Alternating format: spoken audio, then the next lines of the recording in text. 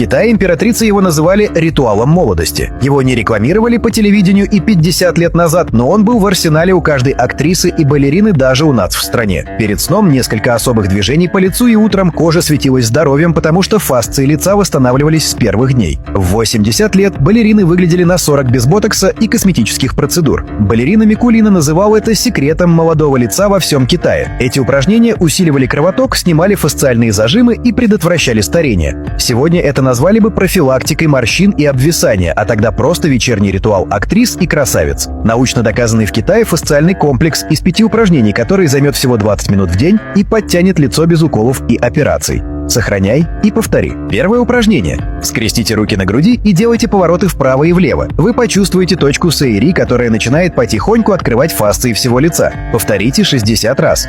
Второе упражнение. Водите языком по верхней губе вправо и влево. Пробуждается точка Хари. Из-за нее начинается кровоток к лимфе и морщины разглаживаются. Повторите 40 раз. Перед следующим упражнением хочу напомнить про наш телеграм-клуб по гимнастике лица с разбором упражнений от Миссис Японии, ссылка в профиле. Третье упражнение. Делайте движение губами вправо и влево. Это активирует точку Нэкэши, которая разгоняет фасции лица. Тут вы сами ощутите это. Повторите 50 раз. Четвертое упражнение. Сжимайте и разжимайте губы. Это активирует точку Цукихана. Фасции сливаются с лимфой, и мы почти добились нужного. Повторите 40 раз.